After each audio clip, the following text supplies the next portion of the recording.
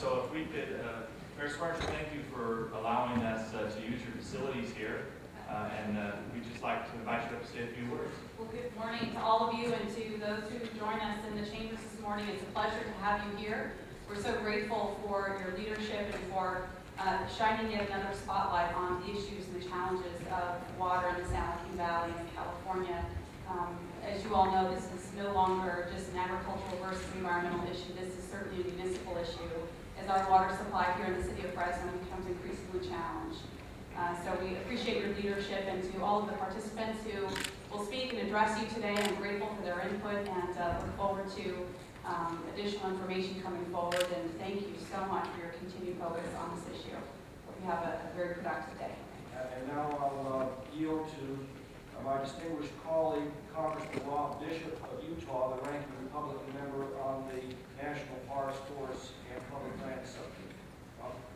Thank you very much. I appreciate the opportunity of being here with all of you, and thank you for letting an out-of-stater come in here.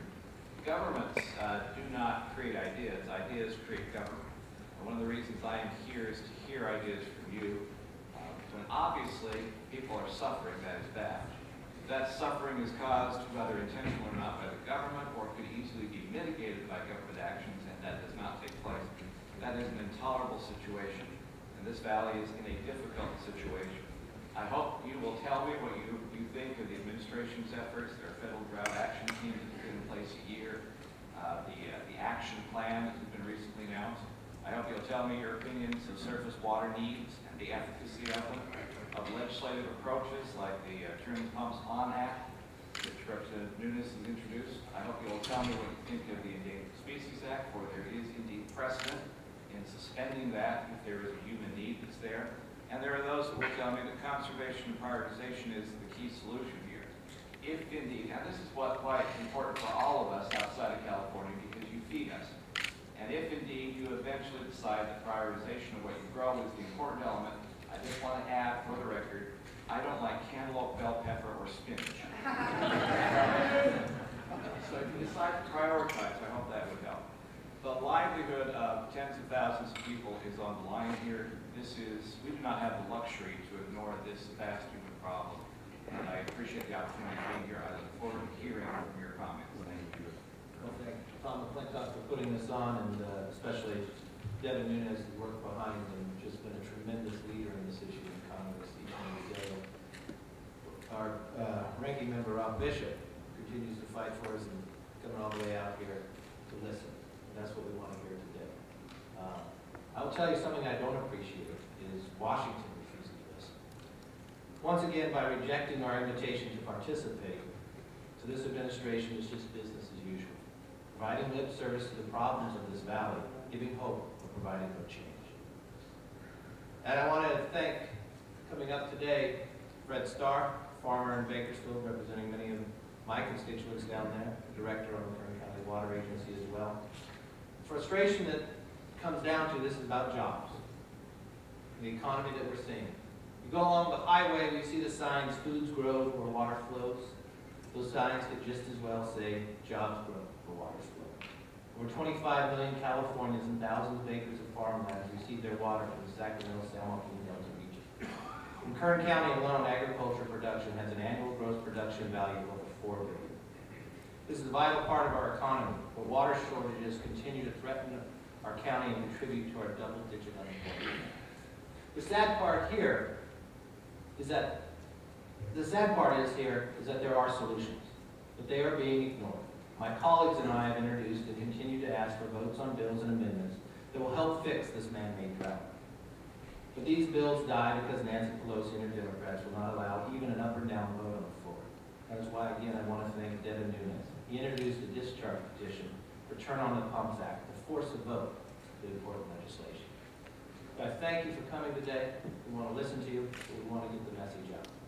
It's unfortunate that the administration, even though we leave a seat for them, Mr. McClintock gave more than a 3-week notice, first of the year, that we would have this hearing. We no longer want lip service. We want change. Thank you. Thank you, Tom. Thanks for giving me the opportunity to be here today and ask a few questions that we get blamed for something that we don't do. We get blamed for a pumps killing the fish when the reality is totally different. What is killing the fish is those 389 million gallons they dump it into the delta. And they going by and checking the biological opinions and blaming the farming industry or our valley for that.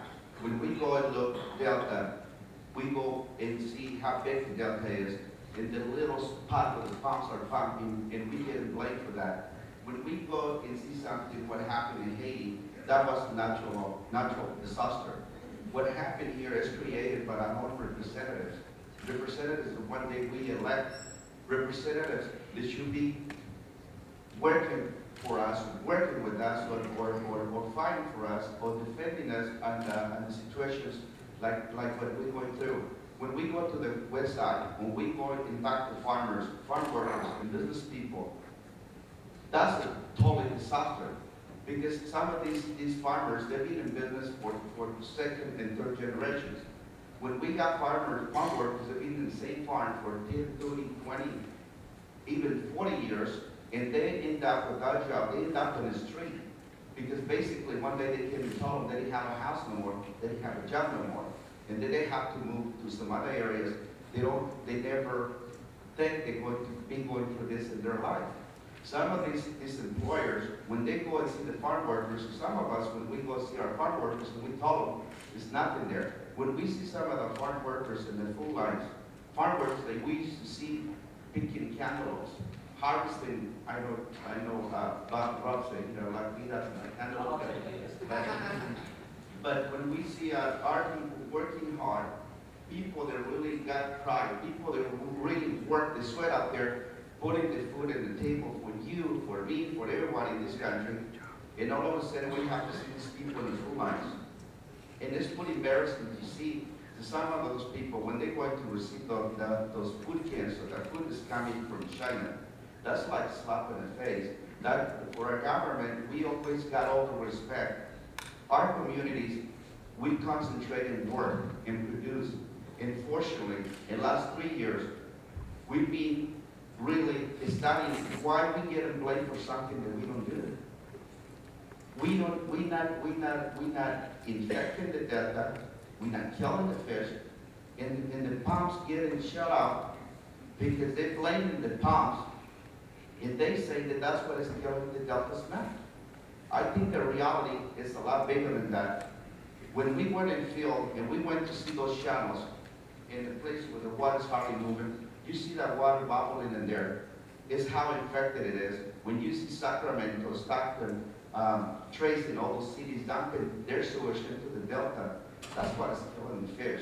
It's what our representatives should be looking at and seeing that this not the farm workers. I mean, we don't do anything but work. This is so simple. Our government should be looking out for us. And it's so simple, it's not going to cost a penny for them to turn the pumps on and work in the real issue, in the reality. They need to see that the problem, the real problem, is what they're dumping into the delta. Not the farm workers, or not the farmers. All we do is work. Thank you. Well, don't go swim tonight, 'cause that smell just ain't right. Stinky sewage on the tide. Stock